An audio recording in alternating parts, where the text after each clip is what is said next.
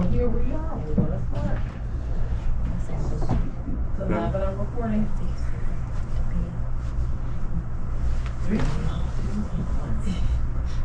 Welcome back, Erica Washington with Fresh Greens Market, co-owner, and David Turner with Trill Farms, and of course, State Representative Tillman. Thank you all for being back here yet again. I'm glad to be back. Likewise, thank you. So we're talking about trades, learning trades, and how that can really help people. I have to start off with you, David.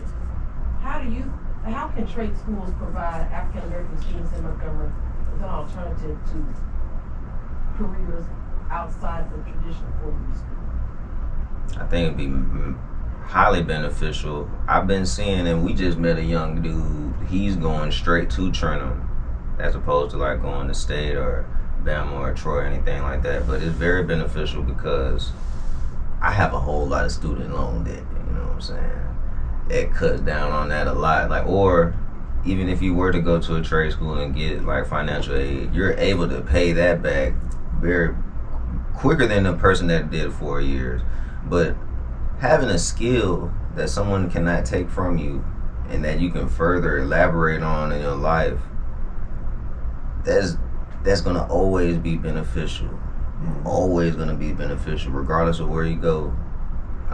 Especially people that look like us. We can go anywhere. Say if I would have got out of Lee or now Percy Julian and went to Trenton or became an apprentice.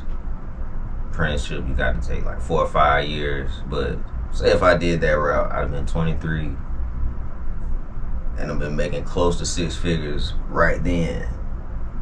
If I wanted to go to school, that's on me if I want to, you know.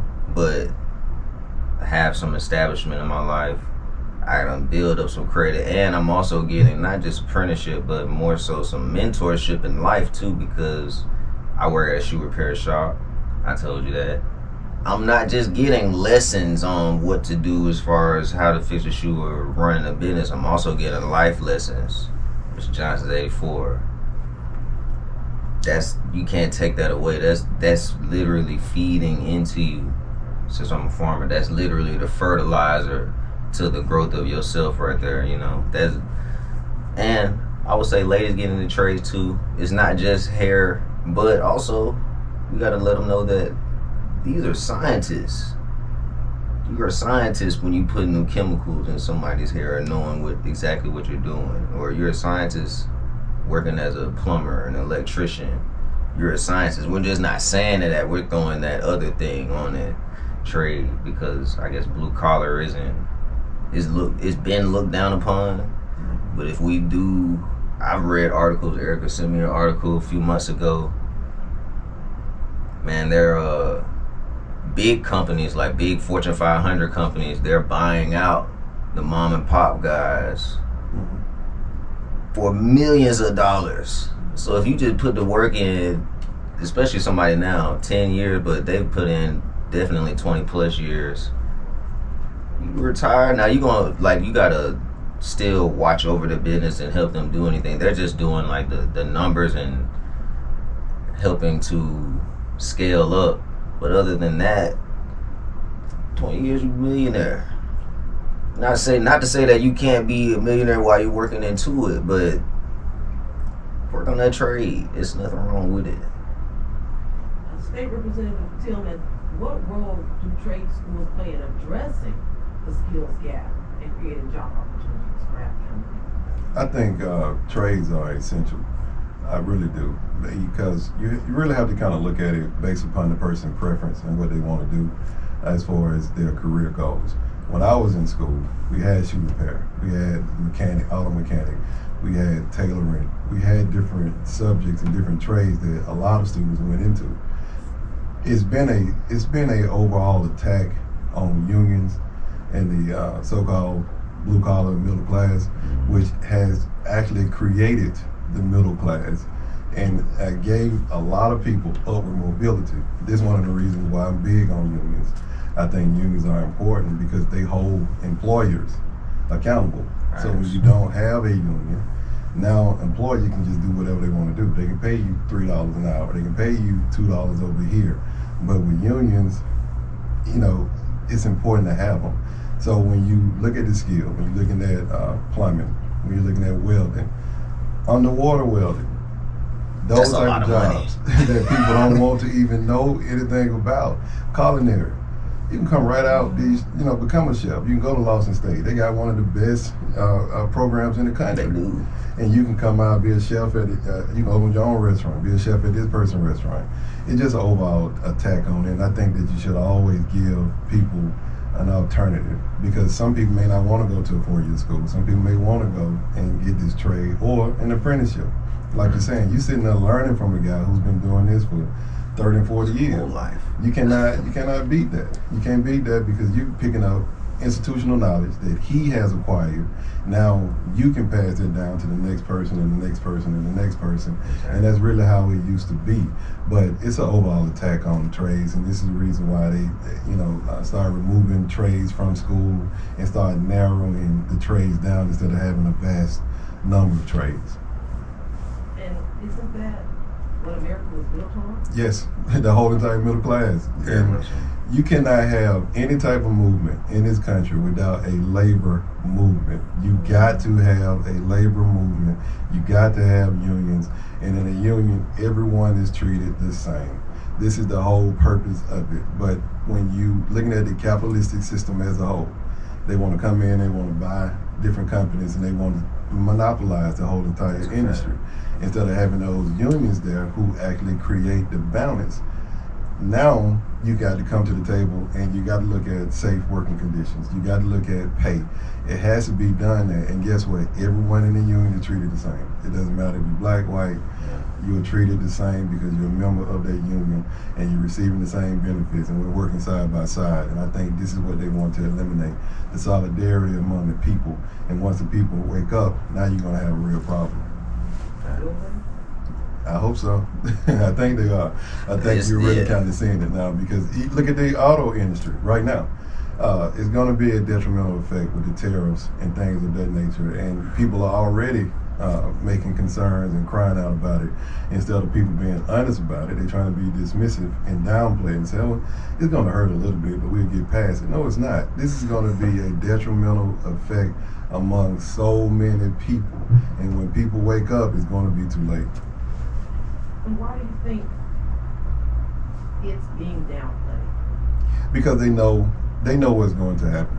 They know once people really start seeing the effects of these tariffs, of this trade, now you got a real problem on your hand. You got a bunch of angry people, can't pay their bills, don't know where they're going to get their next meal from.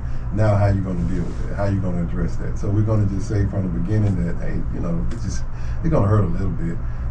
You're just trying to be dismissive. You're trying to downplay it because you're sitting in a privileged position. Yeah, it's you don't have to worry it's going to be hard at the top. Exactly, because you don't have to worry about Exactly. it. But the person who's been going to this job for the last 15 years, he can possibly lose his job. The person who's been working here for 20 years, you're telling them, firing them, we may give you a severance package, we may not.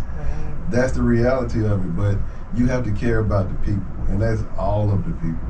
And I think that's our overall problem. You have a lot of people in these positions, they don't care about the people. Yeah. I think that too, in my opinion, is the importance of trade school.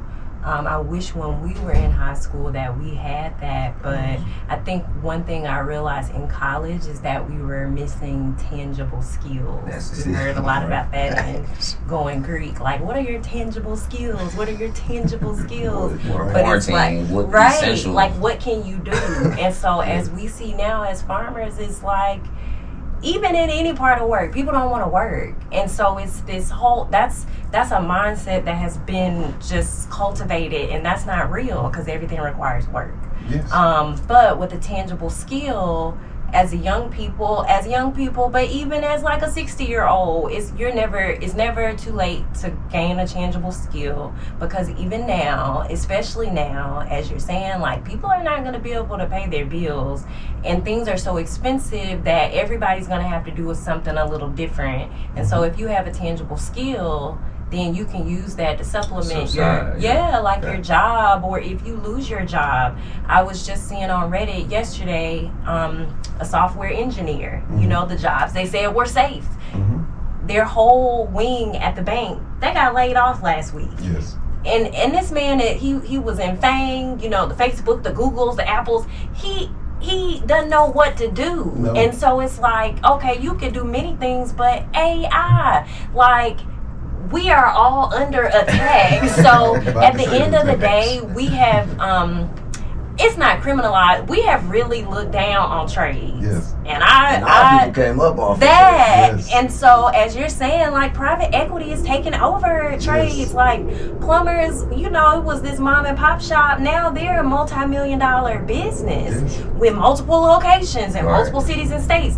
And so it's like, dog, if we don't appreciate these things and start to feed back into them, along with entrepreneurship, Yes. then we are literally glazing over the fact that what you said, oh, it's not going to be that bad. Oh, It yeah. is going to be that bad. Yes. So what can you do to help prevent that? And I mean, we always can give to the youth. So, you know, we met a young man. He said I'm going to trade, or I'm going to a 2-year school trade, something he said. And I was like, which one?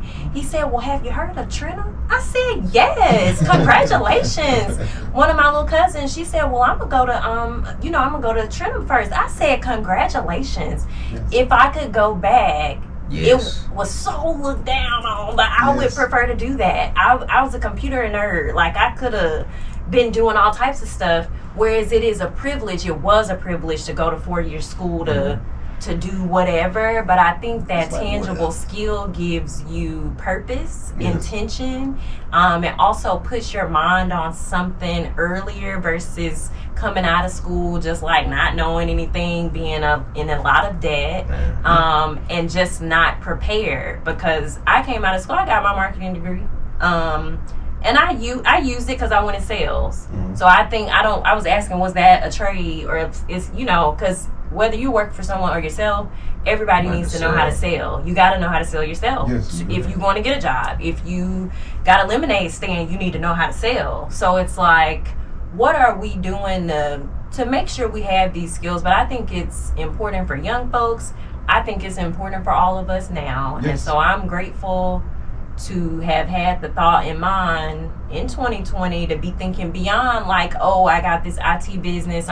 Well, what if the businesses don't have money anymore to pay their telecom or their network? What else can you be doing? And those are trades, skills, because we're schooling life. We should be learning all the time. And I'm glad you said that, because what else a trade does is it makes you unique. It makes you indispensable. Yes. And once you acquire that skill, that's really what you want. You want to be able to say, okay, I can do something that only a fragment of the population can do. Right. And that's how you make yourself invaluable. This is how you can say, okay, I can sell this. It's a county, right, in St. Clair County. I think it may be, when I'm talking to the guy, I think it may be three plumber companies inside that county. And he was saying that if you go outside the county, of course they're going to charge you more and this and that. But when you're thinking about 3 inside this county, he is invaluable. He's making this type of money. But again, like you said, they want to look down on those type of jobs. And we need to celebrate it. So the thing is, if you're doing anything to advance your life and advance your education, we should celebrate it, because it depends on what you want to do. Right. This is the road, this is the route that you want to take. It's a school, I want to say the school is in Louisiana. They raise animals. They raise cows and pigs, and they do the slaughtering and everything in the school. So they teach these students at an early age how to do it in a proper, clean way, and make sure that they're able to do this. This is why farming is important. And we should have, that should be a trade in school, and people should know how to grow their own food and how to take care of their own meat and different things of that nature, because it's something that's been going on since the inception of this country or the world, period. Yeah, I feel like with farming should be a trade. Yeah. But especially in schools,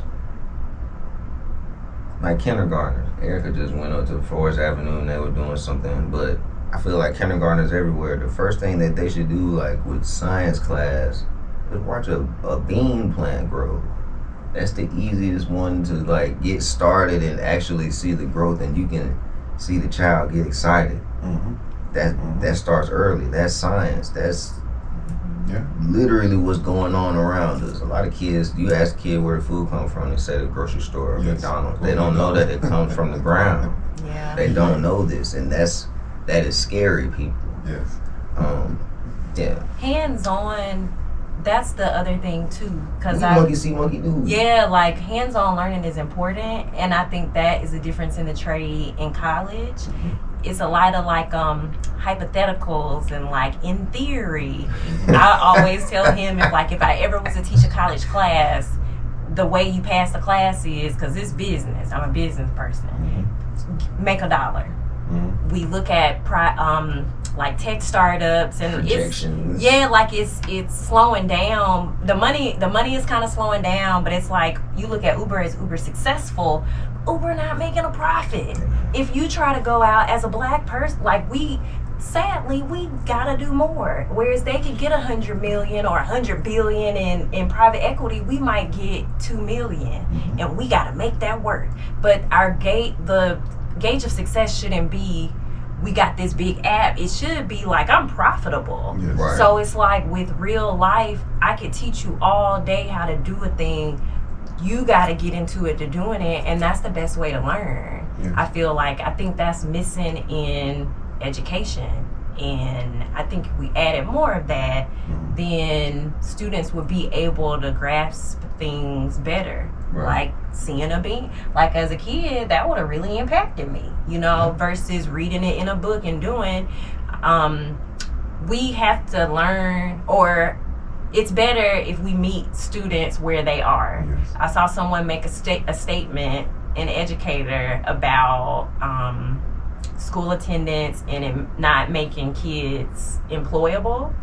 And while that's great, every kid is not supposed to be an employee. And so if we don't highlight that segment of amazing entrepreneurs, you're almost criminalizing them. And so it's kind of like we got to learn to celebrate everybody where they are and their talents.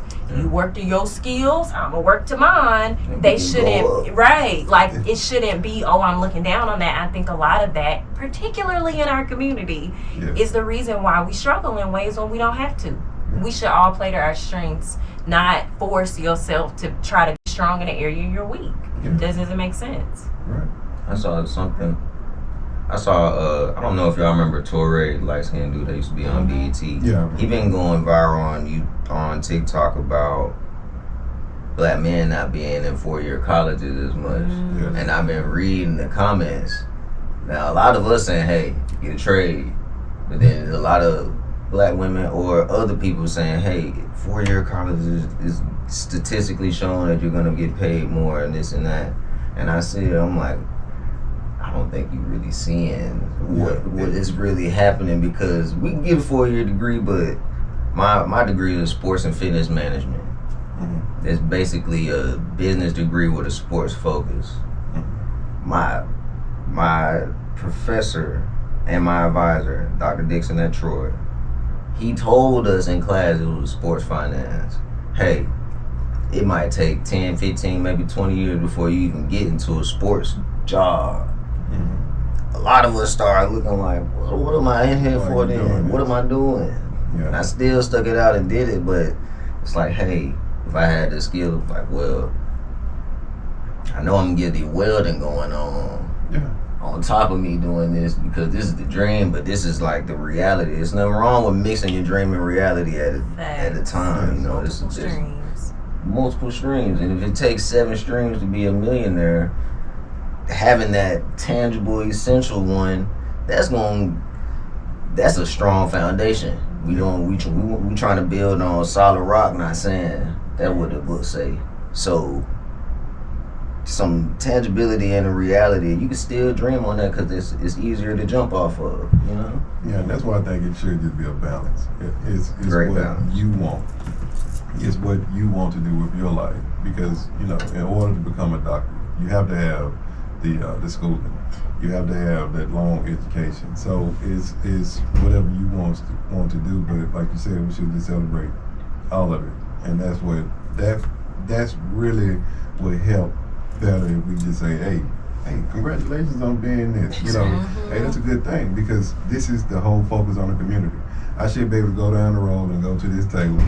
I should be able to go down the road and go to this cleaners. I should be able to go over here and get my hair cut. This is how it's supposed to work, because this is the skill that you do. And a lot of folks say that your first doctor was a barber. Yeah. You know, so. Deep. And if you look now, the barbers and these locticians and hair people, they getting paid more than everybody. Yeah. Now they going up on prices, but they know what they're doing. Yes. And it's easy to show their skill because of social media and the internet. But they get paid, big paid. How can trade schools or vocational training programs, even in Montgomery, actively help diversify skilled trades and improve representation for African Americans? I think it comes down to being more visible and letting people know. Once people know that the programs are out there, and you start really telling them the benefits of the program. For example, Mercedes. When Mercedes first came, the Mercedes plant first came up to the Birmingham area, I was in school, and I took drafting. In high school, and they actually came to me and they were saying, "Hey, you know what? We want you to get a job at designing the brake system in Mercedes." At the point, I'm like, I don't think I want to do this. And they were like, "Man, you'll be 19 making," back then it was like 1996, so they were like, "You've been making like $30-some thousand at 19." If I would have went into that profession, I'd probably be retired right now. Oh yeah. If I would have done that. But those are the opportunities. Me not really fully knowing the opportunities that was before me, I didn't take it. I went the traditional route, went to school, and decided to get my education that way. But I think it's more about being visible, showing people that this is a valuable program, showing up at these job fairs, going to these high schools, and showing people like, hey, this is what you can do. And I think once you start doing that more, then you will be able to, get people interest. And that's really what it starts from. I would say the same thing, the visibility and the marketing, and on top of that, like, have 2 or 3 people that do those things come and actually talk or show the different options of this. Like, hey, I'm not just pushing you just to be an electrician or a plumber. You just said what is it, underwater welding? Yeah. It's like $250,000. Yeah. And then you only working 6 months out the year if you go into certain places, so you make $250,000 a year and you only working half the year. Society now, the way you're seeing a lot of things are going, AI can be considered a good thing, but it also can be considered a bad thing, because now you are replacing the human capital with machinery and technology that's actually doing a job. So now that person has to find a job. So what are you going to do for that particular purpose? So now you have to open up and create trades where you're dealing with more digital, more automated, more things of that nature, so you can be able to continue to be employable. We should, as a society, we have to be able to provide jobs and opportunities for people, so people can live the type of life that they want.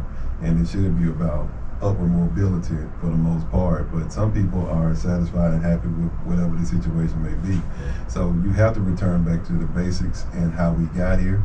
And if you go back throughout history, when we had a recession, we had those different type of collapse, where did the focus go? The focus went back to the middle class, it went back to the middle class. So people know how to build. Exactly, because everything was out of whack. So we got to go back and do this instead of having all of the capital and the money at the top. So when you're looking at even the cannabis industry and how farming can work with that, do you think that that's something that can start to take off? Yes, Yeah. absolutely. You want to go, or I can Yeah, I'll just say, I don't want to get it wrong, but it's like, out of a hard time or out of necessity, it breeds like new things. So I think we are going back to the basics, and if you're ignoring that, it's going to be really hard. But it's while it's a thing of like, okay, this is kind of tough, at the end of the day, it's also an opportunity to Right. start and really go crazy. I feel like in 2020, the middleman of sorts was knocked out. Like what you might have had to ask somebody for to produce or distribute or do, like you don't really have to do that because we online. And so AI is, as I learn more, it's very scary. And this is as a technology person, but like it also is bad. But it's like if you take what you are being given and really just kind of being still to see what's happening around you, I think in every single industry, this is a time for it to be disrupted in a way that you can literally go crazy and blow your mind with the results that happen. You know, you can generate wealth. A lot of people generate wealth in depressions, Right. in recessions. And UPS so, came up during the right. depression. So it's a lot of like companies were started in 08 and they, you know, they still around. So it's, I think in every industry, it's going to be a lot of innovation that goes for farming. There are drones that are dropping down fertilizers. Don't believe in fertilizers, but drones dropping things, maybe food to the cattle. You can use a drone to go and check on and survey land. That's a trade. I have a friend that does. Yeah, like there's so many uses, and so it's like that cuts out time in our day.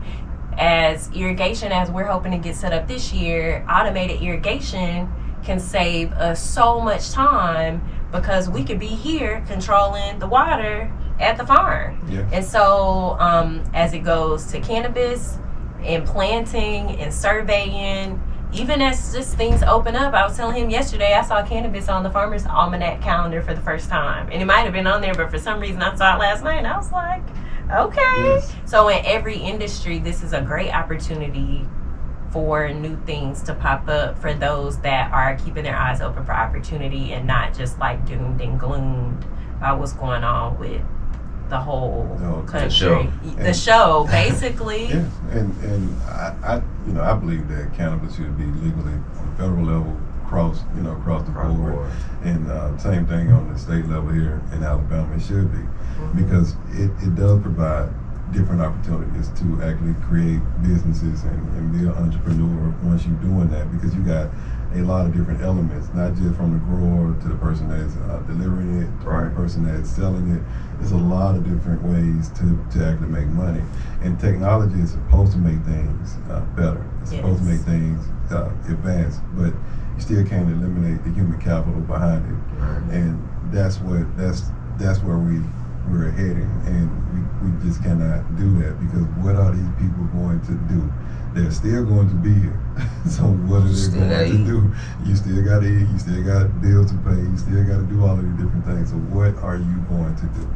So for a farmer going onto the cannabis side in the trade, with hemp being big in Alabama now, since it's being introduced, and every year they're lowering, hey, all right, now you don't have to have 2 licenses to do this, you can just have 1. Because I've been to a few of the meetings.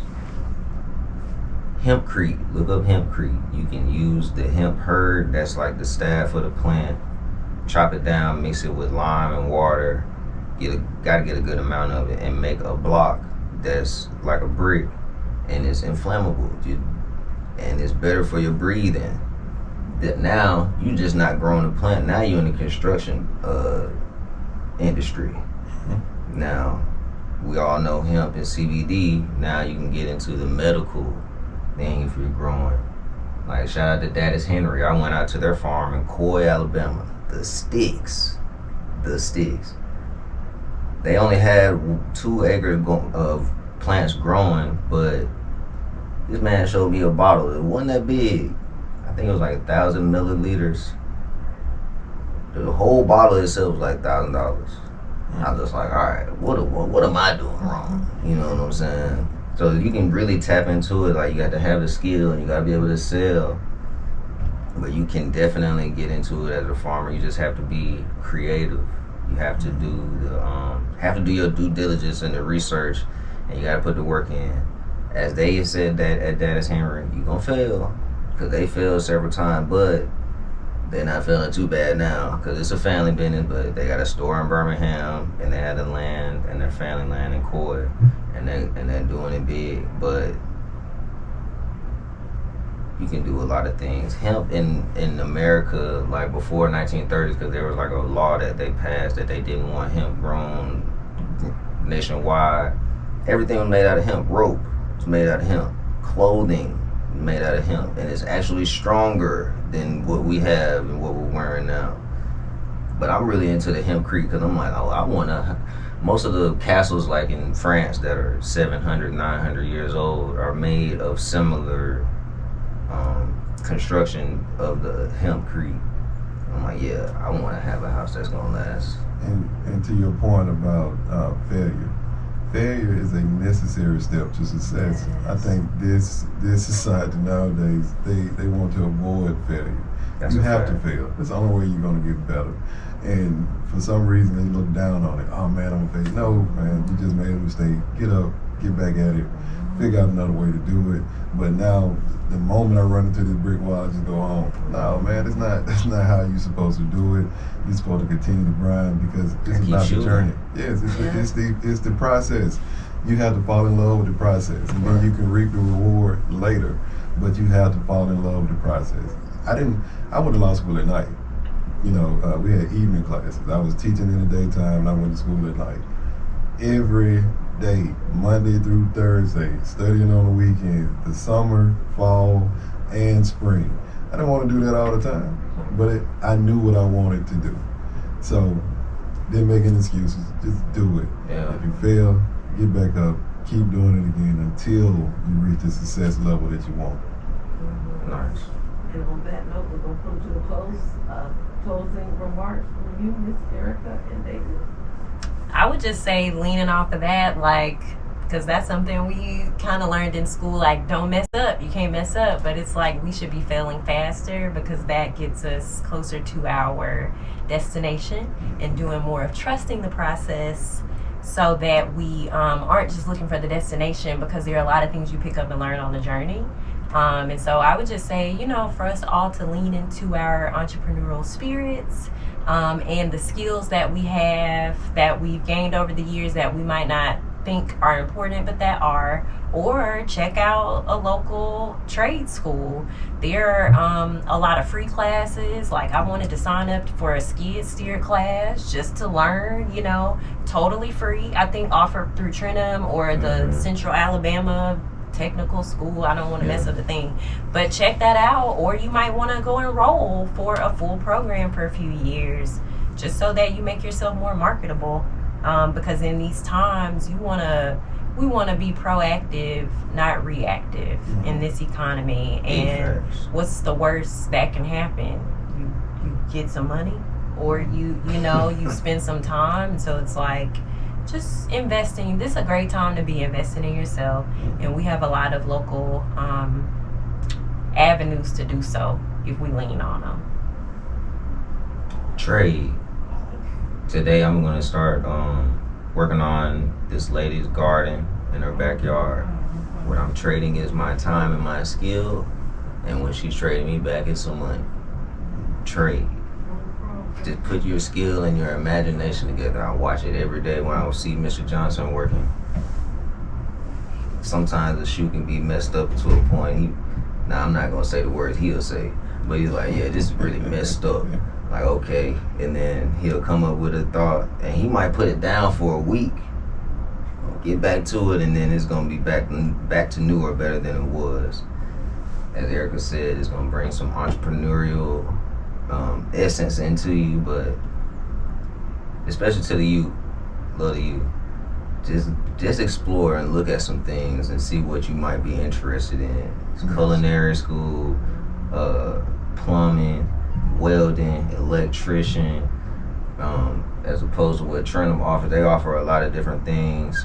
They even had things like the skid steering. You can work on cyber optics, a lot of different things. Check out Lawson. And I'm not pushing these schools because I went to Troy University. Shout out to Dr. Hawkins. But I believe in putting your hands on something, because when you put your hands on something, your head in it too. I believe in head, heart, hand. Your passion gonna work, and then your mind working, and when all those three together, you gonna be working.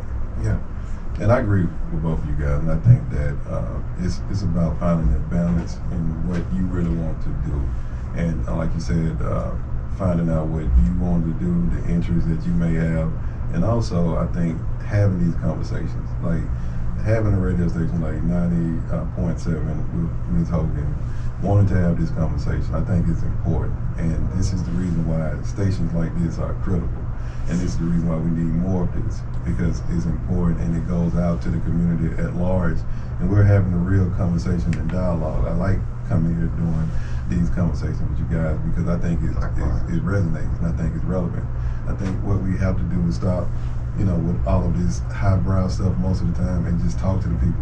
Be real and talk about the conversation that's going on. This is about this. This is what's happening to you right now instead of trying to dress it up. And I think once we get past that and just, be direct with people and just talk about this stuff, because the feelings are going to get hurt. That's fine. It's part of it. Put on your big boy pants and, get ready to get at it. That's it. Be so sensitive. Yes, get at it.